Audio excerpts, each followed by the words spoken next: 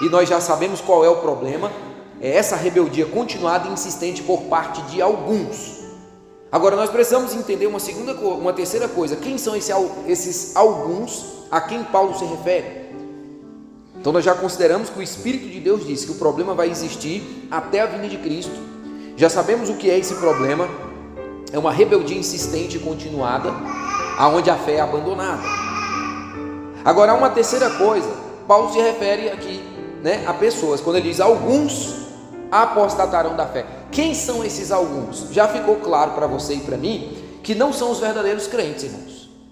Por que não são os verdadeiros crentes, irmãos? Porque os verdadeiros crentes, conforme está escrito, queridos irmãos, em João capítulo 5, verso 24, abre a sua Bíblia em João capítulo 5, verso 24, por favor. Preciso que os irmãos me deem atenção, e eu preciso que os irmãos leiam aí esses textos que eu vou estar citando. João capítulo 5, versículo de número 24. João capítulo 5, versículo número 24. Observa, queridos irmãos, que essas pessoas que são de fato nascidas de novo, os verdadeiros cristãos, eles não perdem a salvação. Isso precisa ficar claro. João capítulo 5, verso 24. Na verdade,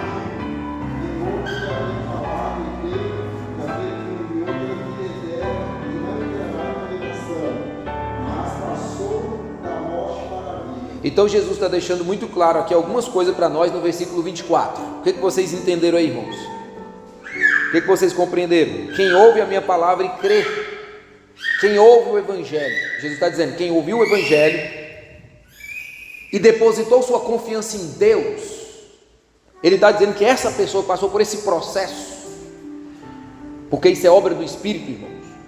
Essa pessoa, ela tem a vida eterna, ela não terá, ela tem a vida eterna, é uma concessão. A vida eterna é uma concessão não futura, é uma concessão presente, irmãos.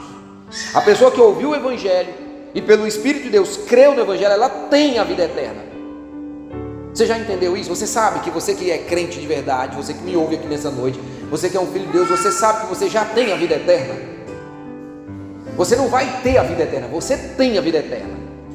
A questão é que quando Jesus voltar, que você for glorificado, então nós, glorificados, haveremos então de viver essa vida em sua plenitude. Mas nós já temos. É uma concessão presente, e a prova disso, irmãos, é a presença do Espírito de Deus em vocês. Então presta atenção no que Jesus está dizendo.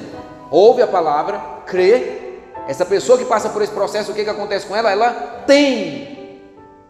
Irmão, por favor, nunca duvide da palavra de Deus. O crente não perde a salvação, ele tem a vida eterna. É uma concessão presente, tá? Jesus poderia ter dito o seguinte: ele terá. Ok, era algo que ainda iria acontecer.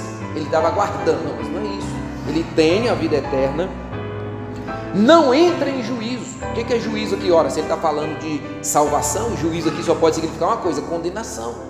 Então essa pessoa não entra em juízo, essa pessoa ela não será condenada, ela não, querido irmão, será precipitada no inferno. Mas, aí Jesus então contrasta, ao invés dela entrar em juízo, o mas aqui é o contraste. O que ele está dizendo com o mas passou, agora aqui ele já botou no passado, porque já aconteceu, passou da morte para vida. E o para, o que significa o para? O para, irmãos, é uma preposição, é um termo de ligação aqui, que fala-nos, queridos irmãos, de uma ação consequente. Uma vez que você passou o passado da morte para a vida, Jesus está falando aqui que há uma sequência nas ocorrências, há uma sequência nos acontecimentos, irmãos, há uma sequência temporal. Uma vez que a pessoa ouviu e creu e tem a vida eterna, ela não entra em juízo, porque ela já passou da morte para a vida. Então como que um crente pode, uma vez que ele já passou da morte, irmãos, para a vida, como que agora ele pode ainda morrer, se ele já passou da morte para a vida? Ele já está vivo espiritualmente. Aonde está na Bíblia que esta pessoa será condenada ao inferno? Entendeu? Então essa pessoa ela não entra em juízo, ela é salva. Aqui o que Jesus está falando, irmãos, é que a salvação é algo que Deus dá e Deus não toma. Há uma segurança na salvação. E é por isso que você precisa entender hoje o assunto da apostasia. Porque quem é que se apostata? Não são essas pessoas que se apostatam. Quem se apostatam são as pessoas que proferem a fé cristã, professam ser crentes, porém elas não vão ficar até o fim. Elas vão mostrar a sua verdadeira natureza pecaminosa, que está apenas escondida por trás de uma fachada religiosa. Só isso. Então o que nós precisamos compreender aqui é que alguns que se apostatarão da fé, que Paulo está mencionando em 1 Timóteo capítulo 4, versículo 1, esses alguns não são as pessoas que ouviram o Evangelho, creram no Evangelho e que possuem a vida eterna, que passou da morte para a vida. Não são essas pessoas, porque essas jamais entrarão em condenação, jamais entrarão em juízo. O que Jesus está falando, queridos irmãos, para nós aqui, é que essas pessoas estão asseguradas, elas não se perderão. E a característica dessas pessoas que não se perdem é porque elas vão perseverar, irmãos, elas vão permanecer.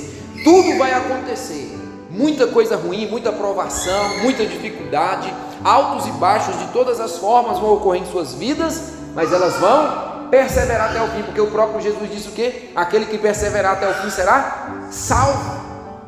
Então a marca dos verdadeiros crentes é a perseverança. E esses que perseveram, irmãos, são aqueles que nasceram de novo, que de fato, irmãos, possuem o Espírito Santo de Deus, foram regenerados, são filhos de Deus, e Deus jamais vai arrancá-los de sua família. Jamais um dia eles deixarão de ser filhos de Deus. Jamais, irmãos, vai acontecer isso.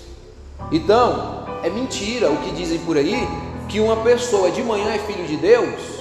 Como disse o pastor Hernando Dias Lopes, ouvindo ele falando sobre esse assunto, ele falando, eu achei interessante, que ele falou: como que pode uma pessoa de manhã é filho de Deus e à noite é filho do diabo? Não existe isso, irmãos, né? De manhã a pessoa está com o nome escrito no livro da vida, de noite ela está com o seu nome, queridos irmãos, entre aqueles que vão morar no inferno. Não existe isso nas Escrituras.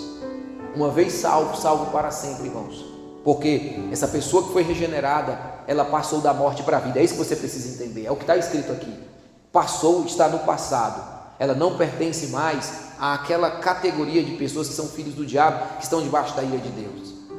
Aí alguém vai dizer assim: não, pastor, mas e se ele não quiser permanecer na fé? Gente, é por isso que eu estou pregando para vocês 1 Timóteo 4, alguns vão se apostatar, mas esses alguns não são esses verdadeiramente salvos, são aqueles que Jesus falou, que nem todo aquele que diz Senhor, Senhor, entrará no reino dos céus. Muito bem, Mateus capítulo 7,